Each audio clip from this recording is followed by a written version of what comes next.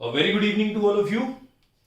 Solid state chapter में आज second topic की बात करेंगे, that is classification of solid on the basis of intermolecular forces.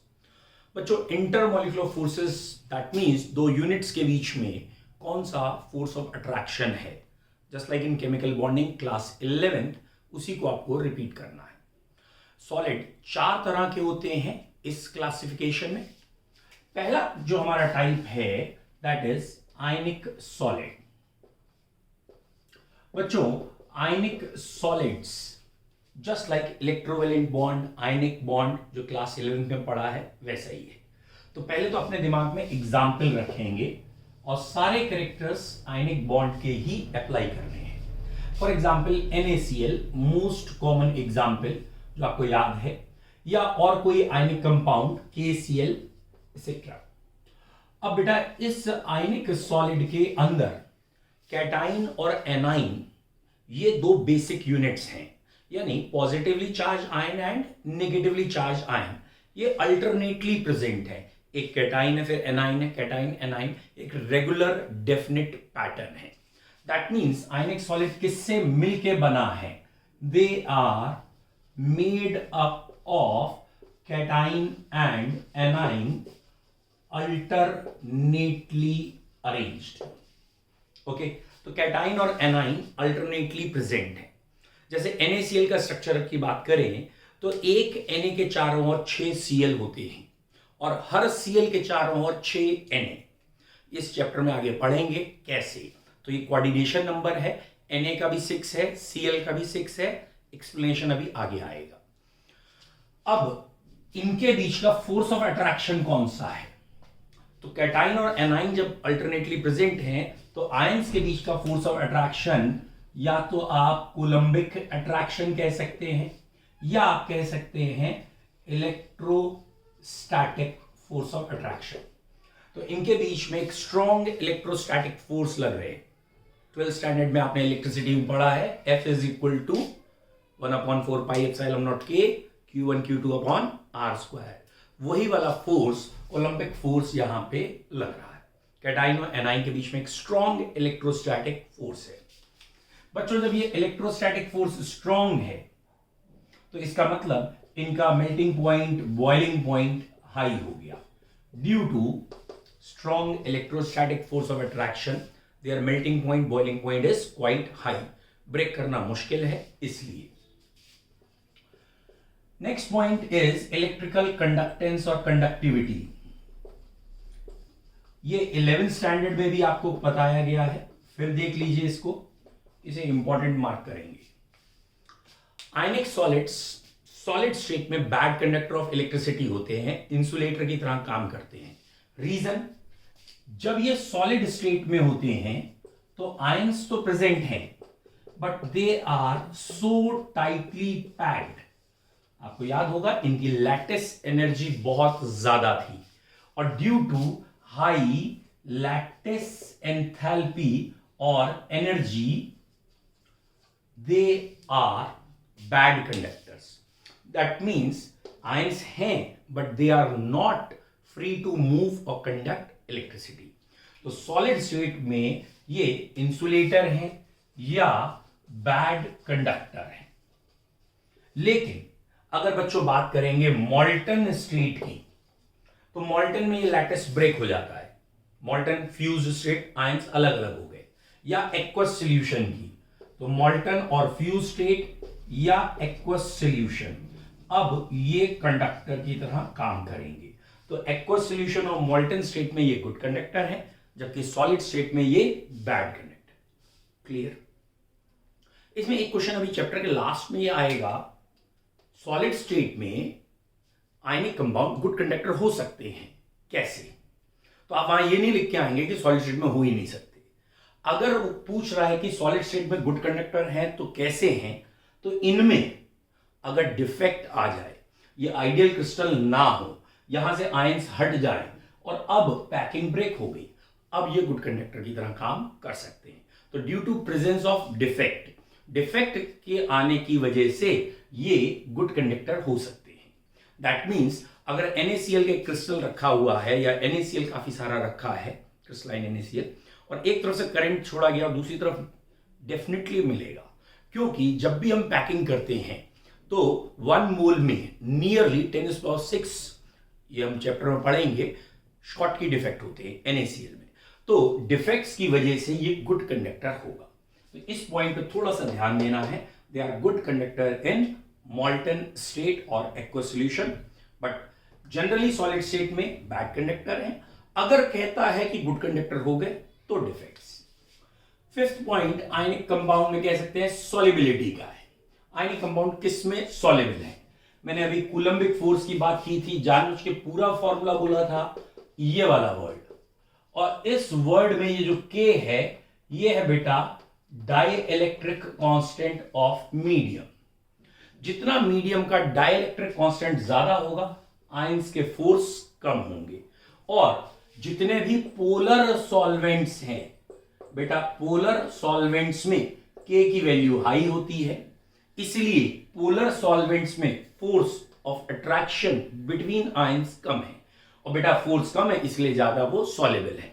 Water के लिए K नियरली 80 है, नियरली ये डाइइलेक्ट्रिक कांस्टेंट 80 है, और अमंग सॉल्वेंट्स, लिक्विड सॉल्वेंट्स, ये वाटर के लिए सबसे ज्यादा है, इसलिए water is the best solvent for ionic compounds.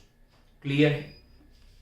अब अगर इसमें क्या है कि हीट ऑफ फ्यूजन ऐड कर दीजिए, तो हीट ऑफ फ्यूजन इनकी बहुत ज्यादा है। Is it clear? तो ये आयनिक कंपाउंड का क्रिस्टल लैटिस होता है, और इस अरेंजमेंट में अपोजिटली चार्ज आयंस प्रेजेंट होते हैं, strong electrostatic force Coulombic force से जुड़े हैं, high melting point, boiling point, heat of fusion है, और पोलर सॉल्वेंट में घुल रहे हैं। The only important point, different point, वो भी 11th स्टैंडर्ड का ही है कि कंडक्टिविटी के बारे में क्या कहना है। तो दे आर बैड कंडक्टर, क्योंकि हम तो सॉलिड पढ़ रहे हैं, they are bad conductor in solid state, but if they are good conductor in solid state then due to presence of defects. और मॉल्टन स्टेट एक्वस सॉल्यूशन में ये बेटा हमेशा गुड कंडक्टर के रूप में होंगे, because lattice broken down and ions are free. ठीक है। Second solid is known as metallic solid. दूसरा जो वेराइटी है दैट इज मेटेलिक सॉलिड। वही चीज पहले दिमाग में एग्जाम्पल, मेटल्स के अंदर मेटलिक बॉन्डिंग होती है और सॉलिड को मेटलिक सॉलिड, जैसे आयरन है, कोबाल्ट है, कॉपर, जिंक। तो इसके एग्जाम्पल पहले दिमाग में रखिए, आयरन, कोबाल्ट, निकल एंड सो ऑन। ठीक है। अब मेटल्स के अंदर जो मेटलिक बॉन्डिंग है उसमें एक इलेक्ट्रॉन सी मॉडल दिया है। इलेक्ट्रॉन सी मॉडल क्या है कि यहां जो लैटिस पॉइंट हैं, इन लैटिस पॉइंट्स में सिर्फ मेटल के कैटाइन और कर्नल्स प्रेजेंट हैं, and they are immersed in sea of electron. यहां इलेक्ट्रॉन्स रैंडमली मूव कर रहे हैं, जितने भी इलेक्ट्रॉन्स हैं वो सारे के सारे लूज होने के बाद रैंडमली मूव कर रहे हैं, जस्ट लाइक सी। और ये जो कैटाइन्स हैं ये बीच बीच में अपनी पोजीशन पे हैं, ये पोजीशन पे हैं, that is lattice points. Lattice points पे कैटाइन है, they are immersed in sea of electron. तो they are made up of positively charge cations और kernels immersed in sea of electron। इसी भाषा में कह देते हैं इलेक्ट्रॉन्स रैंडमली डिस्ट्रीब्यूटेड हैं, कैटाइन कहीं कहीं। कौन सा फोर्स आया? ऑब्वियसली इसमें भी कैटाइन एनाइन का फोर्स है, इलेक्ट्रोस्टैटिक है, लेकिन आयनिक सॉलिड से वीक है। प्रैक्टिकली सोच के देखिए, आयनिक सॉलिड में कैटाइन एनाइन रुके हुए एक ही पॉइंट पे और इनके बीच का अट्रैक्शन देख रहे थे।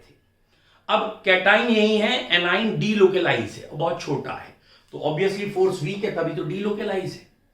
तो कहने के लिए फोर्स इसका वीकर देन आयनिक सॉलिड है, मॉडरेट फोर्स होता है इसमें, तो है वही electrostatic force of attraction, but weaker then ionic solid. Melting point, boiling point moderate है, बेटा इलेक्ट्रोस्टैटिक के साथ साथ ज्यादा बेटर है हम इसे सीधा कह दें, यहां मेटेलिक बॉन्डिंग है। ये किससे जुड़े हैं? मेटेलिक बॉन्डिंग से। Melting point, boiling point moderate है, मतलब इतना कम भी नहीं है कि माचिस लेके बैठे और लोहा ले लिया पिघला दिया, और इतना ज्यादा भी नहीं है कि डायमंड कटर की तरह वेरी हाई हो। ये रेंज में होता है। कुछ मेटल्स का मेल्टिंग पॉइंट इतना कम है कि आप हाथ में रखेंगे पिघल जाएगा। मरकरी है और सीजियम है, गैलियम है, तो इनका मेल्टिंग पॉइंट कम है। तो अगर कोई पूछता है मरकरी का मेल्टिंग पॉइंट क्यों कम है, तो उसका आंसर है वीक मेटेलिक बॉन्डिंग। जहां जहां मेल्टिंग पॉइंट कम है वहां मेटेलिक बॉन्डिंग बहुत वीक है। बाकी आपको कोई भी मेटल के कैरेक्टरिस्टिक याद आए तो वो इस डायग्राम से, इस फोटो से क्लियर होगा। सपोज आपने कहा metals are malleable and ductile, तो ये मेलिएबल एंड डक्टाइल है। तो बेटा मेलिएबल मींस शीट्स बना सकते हैं। जब हम इन्हें स्ट्रक करेंगे किसी हैवी इंस्ट्रूमेंट से, हैमर से, तो ये फ्लैटेंड हो जाएंगे और शीट में चेंज हो जाएंगे। या it can turn into wire. Why? Because जब हम यहां स्ट्रक करेंगे तो दो कैटाइन पास में आएंगे विच रिपेल फ्रॉम ईच अदर। ये कैटाइन्स है, फ्यूज तो हो नहीं पाएंगे, फ्यूज के लिए बहुत हाई एनर्जी और टेम्परेचर चाहिए, तो ये रिपेल करेंगे। और जब ये रिपेल करेंगे तो ये एक लेयर में आ सकते हैं, वायर में चेंज हो सकते हैं, क्योंकि metallic bond is non directional bond, ये तो किसी डायरेक्शन में भी बन सकता है। तो ये शीट या वायर में चेंज हो सकते हैं, malleable and ductile. Followed by they are sonorous. जब हम इन्हें स्ट्रक करते हैं तो एक पिकुलियर नॉइज आती है, इसके लिए सोनरस कह रहे हैं। They are good conductor of heat and electricity due to these mobile electron. क्योंकि बच्चों यहां मोबाइल इलेक्ट्रॉन्स हैं, इन इलेक्ट्रॉन्स की वजह से मूवमेंट हो रहा है, और इसलिए चाहे सॉलिड स्टेट है चाहे मॉल्टन स्टेट है, दोनों में ही अच्छे कंडक्टर हैं। Is it clear? इसका एक क्वेश्चन है कि अगर सोडियम को कहा गया और सीजियम, सोडियम और सीजियम दोनों सॉलिड स्टेट में है, कौन अच्छा कंडक्टर है? तो top to bottom metallic bonding weak होती है, caesium is good conductor. Clear? तो सॉलिड स्टेट में मेटेलिक बॉन्डिंग के हिसाब से सोडियम और सीजियम दो मेटल दे रखे हैं, which is good conductor. Caesium is good conductor क्योंकि मेटेलिक बॉन्डिंग वीक है, इलेक्ट्रॉन ज्यादा मोबाइल है, गुड कंडक्टर। लेकिन अगर एक्वस सॉल्यूशन में आपसे कह दिया है, बेटा एक्वस सॉल्यूशन में तो आयंस होंगे ना, तो एक्वस सॉल्यूशन में कौन ज्यादा कंडक्टर है? तो ये एस ब्लॉक एलिमेंट में आपको पढ़ाया गया है एंथैल्पी में, हाइड्रेशन एंथैल्पी में, वहां से ध्यान रखना है, हार्डली मैटर्स। फिलहाल ये इसके पॉइंट हुए। बच्चों पॉइंट का एक डेफिनेट पैटर्न है हमारा। पहला पॉइंट हम हमेशा लेंगे कि इनके कंस्टिट्यूएंट पार्टिकल क्या है, मतलब जब इनका एक्सरे किया जा रहा है तो हमें रेगुलरली ऑर्डर्ड अरेंज जो मिल रहा है वो क्या है। तो आयनिक सॉलिड में कैटाइन एनाइन ऑर्डर्डली अरेंज थे, मेटेलिक सॉलिड में पॉजिटिवली चार्ज आयंस ऑर्डर्डली अरेंज है, और इलेक्ट्रॉन तो फ्लो है, बीच बीच में घूम रहे हैं। सेकेंड होगा इनके बीच में कौन सा फोर्स ऑफ अट्रैक्शन है, यहां स्पेशली वर्ड दे देते हैं मेटेलिक बॉन्डिंग है, ये भी कैटाइन एनाइन का इलेक्ट्रोस्टैटिक अट्रैक्शन जो पिछले से वीक है, इसलिए इनका melting point boiling point moderate है, बहुत कम भी नहीं है बहुत ज्यादा भी नहीं है, आयनिक से कम ही रहेगा। मेलिएबल है ये, ठीक है, मेलिएबल है और डक्टाइल है, that is they can be beaten into sheets as well as wire, because ionic bond is metallic bond is non-directional bond and it can exist in sheet and wire. एक cation दूसरे cation pay slip करता है, and in both aqueous state and molten state, in both solid state and molten state, they are good conductor of electricity. तो ये हुए पहले दो type के सॉलिड, एक हुआ आयनिक सॉलिड, दूसरा हुआ मेटेलिक सॉलिड। बच्चों थर्ड वन इज, तीसरा सॉलिड है हमारा कोवेलेंट सॉलिड, कोवेलेंट सॉलिड और नेटवर्क सॉलिड। कोवेलेंट और नेटवर्क इज थर्ड टाइप। चौथा है मॉलिक्यूलर। इन दोनों में कई बार बच्चे कंफ्यूज हो जाते हैं। बच्चों कोवेलेंट और network solid is made up of atoms. इसके जो कंस्टिट्यूएंट पार्टिकल हैं दे आर एटम्स। जैसे एग्जाम्पल, यहां का एग्जाम्पल है बेटा diamond, graphite, diamond, graphite. Graphite में थोड़े से एक्सेप्शन से अलग से ध्यान रखना है। SiO2 quartz, SiC Carborundum, Aln। यही 4-5 एग्जाम्पल, 6 एग्जाम्पल याद करना है, ज्यादा नहीं। तो they are made up of atoms. इनके कंस्टिट्यूएंट पार्टिकल रिपीटिंग कौन है? एटम है। यानी अगर डायमंड का क्रिस्टल है तो एक कार्बन 4 कार्बन से टेट्राहेड्रली जुड़ा है, फिर आगे 4 कार्बन है और ये भी टेट्राहेड्रल मैनर में है, ये कार्बन भी टेट्राहेड्रल मैनर में होगा। दैट मींस ये एक डायरेक्शनल बॉन्ड्स चलते जाएंगे। हर एक कार्बन टेट्राहेड्रल का कोई हिस्सा है, ठीक है। तो ये एक टेट्राहेड्रल है, ये कार्बन इसका सेंटर है, ये बाकी टेट्राहेड्रल के पॉइंट्स हैं। तो ये directionally throughout the crystal tetrahedral चलेगा। Is it clear? Due to this directional bonding, और ये बॉन्ड में रुक ही नहीं रहे, क्लियर, ये कोवेलेंट या डायरेक्शनल कोवेलेंट बॉन्ड से जुड़े हैं। इसीलिए कोई मॉलिक्यूल तो बना नहीं ना इसका, इसीलिए इसको हम जाइंट कहेंगे। दे आर जाइंटिक मॉलिक्यूल्स, बहुत बड़े मॉलिक्यूल्स हैं। तो ये जाइंट मॉलिक्यूल्स या कंपाउंड कह सकते हैं, इनके केस में जाइंट है, क्लियर। और इनका मेल्टिंग पॉइंट हाई नहीं, बहुत हाई होता है। They are having highest melting point diamond का ही 3500 के आसपास है। जनरली ये बहुत हार्ड होंगे। तो diamond one of the hardest substance, hardest known substance है। नॉर्बाइट, डायमंड, ये सब कोवेलेंट बॉन्डिंग में ही आएंगे। तो कोवेलेंट सॉलिड और network solid is made up of atoms. They are linked together with directional covalent bonds. एक एटम और दूसरे एटम के बीच में एक कोवेलेंट बॉन्ड है, directional covalent bond. They are very giant and they have very high melting point and boiling point. एक question है, कोवेलेंट सॉलिड आयनिक सॉलिड से भी ज्यादा मेल्टिंग पॉइंट रखते हैं, वाई, क्यों? तो उसका आंसर है आयनिक सॉलिड में इलेक्ट्रोस्टैटिक अट्रैक्शन है, लेकिन कोवेलेंट सॉलिड में जाइंटिज्म है और डायरेक्शनल कोवेलेंट बॉन्ड्स हैं। तो ये attraction throughout the crystal चलता है, therefore its melting point is even higher than ionic solid.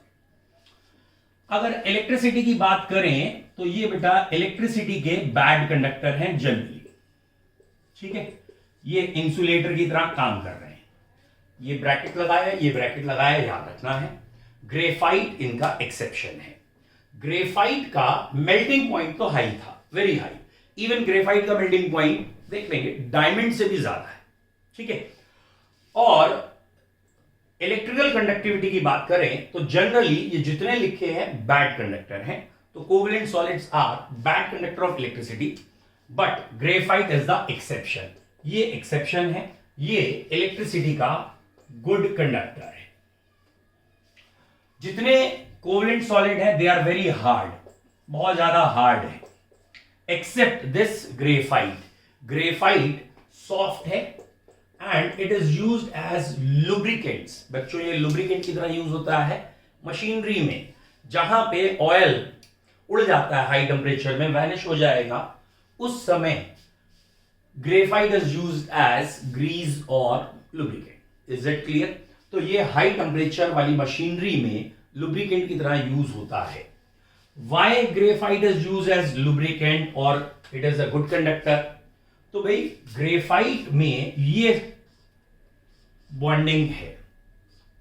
Graphite का स्ट्रक्चर बच्चों लेयर्ड है, लेयरी स्ट्रक्चर, ये लेयर है। ऐसे ये नीचे की लेयर है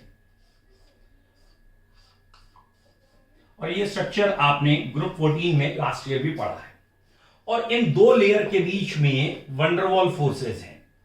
अगर हम डिस्टेंस की बात करें तो नियरली 340 पिकोमीटर दो लेयर के बीच की दूरी है। आपको याद होगा डायमंड या कार्बन, सिंगल बॉन्ड कार्बन के बीच में बॉन्ड लेंथ नियरली 154 पिकोमीटर होती है। तो यहां पे ये डायमंड की बात करें तो 154 पिकोमीटर है और ये थ्रू आउट द क्रिस्टल ऐसी है। यहां पे अपनी लेयर में बॉन्ड लेंथ 141 पिकोमीटर या 141 पॉइंट समथिंग पिकोमीटर है। तो दो पॉइंट आपको यहां देखने हैं। पहला पॉइंट, हेक्सागोनल रिंग्स जो हैं उनमें बॉन्ड लेंथ यहां से कम है, डायमंड से कम है। क्यों?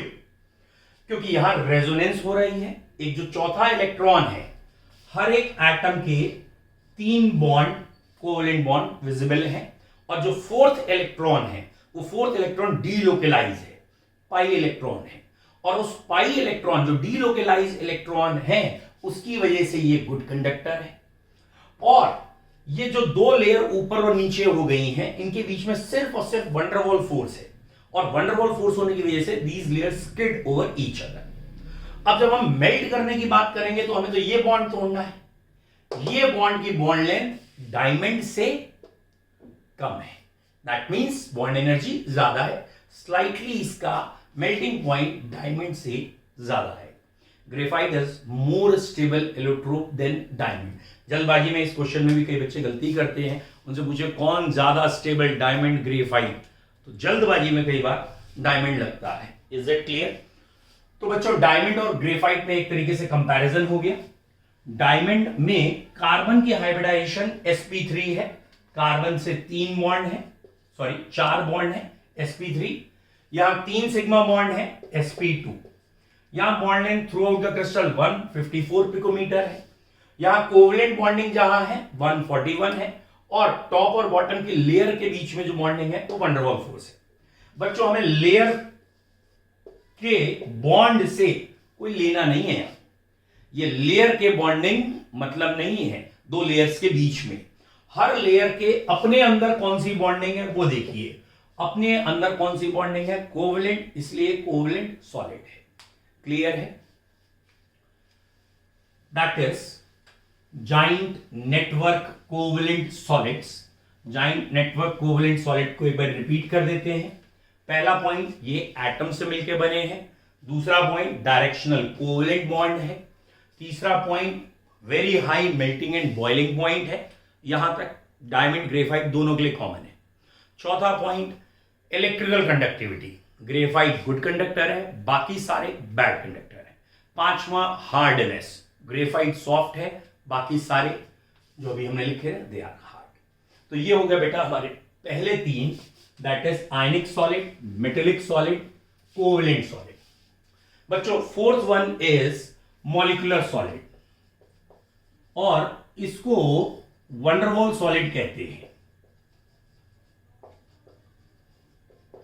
वंडरवॉल सॉलिड बेटा, मॉलिक्यूलर सॉलिड में हमने वर्ड जो दिया है दैट मींस जब एक्सरे किया जाएगा तो इसकी जो यूनिट्स हैं वो मॉलिक्यूल्स हैं। लैटिस पॉइंट पे जो प्रेजेंट है वो मॉलिक्यूल है, except noble gases. Noble gases में एटम्स होंगे। तो जरा ध्यान रखना, हम सॉलिड पढ़ रहे हैं तो सॉलिड वर्ड अपने आप आएगा। जैसे मैंने अगर पूछा कि मीथेन के लिए बताइए तो मीथेन को अभी गैस नहीं एज्यूम करना, सॉलिड मीथेन की बात होगी। या मैं आगे आपसे कहूं हीलियम, हीलियम सॉलिड किस में आएगा? इसमें। तो इसके बीच में कौन से फोर्स ऑफ अट्रैक्शन है? जब मॉलिक्यूल्स के बीच में हम बात करते हैं तो बच्चों वंडरवॉल फोर्सेस होते हैं। Therefore this solid is known as van der Waals solid. Last year आपने पढ़ा है वंडरवॉल सॉलिड के टाइप। या तो डिस्पर्शन फोर्स कहलाता था, dispersion, London force. Dispersion force होता था जब दोनों नॉन पोलर चीजें हों, और इसको हम दूसरे नाम से जानते थे instantaneous induced dipole. Instantaneous induced dipole, दोनों चीजों में डाइपोल बनाना पड़ेगा। तो जब भी दो नॉन पोलर हैं, डाइपोल जनरेट हुआ, इंस्टेंटेनियस बना, तो डिस्पर्शन फोर्स है। हो सकता है दोनों चीजें पोलर, एक HCl दूसरा HCl, दोनों चीजें पोलर हैं, तो पोलर के बीच में डाइपोल डाइपोल अट्रैक्शन। और तीसरा हाइड्रोजन बॉन्ड। तो वंडरवॉल सॉलिड 3 तरह के होंगे। पहला है बच्चों नॉन पोलर वंडरवॉल सॉलिड या molecular solid. Second is polar molecular solid and third is hydrogen bonded molecular solid. बच्चों नॉन पोलर एग्जाम्पल्स, हमेशा पहले एग्जाम्पल पे फोकस करेंगे।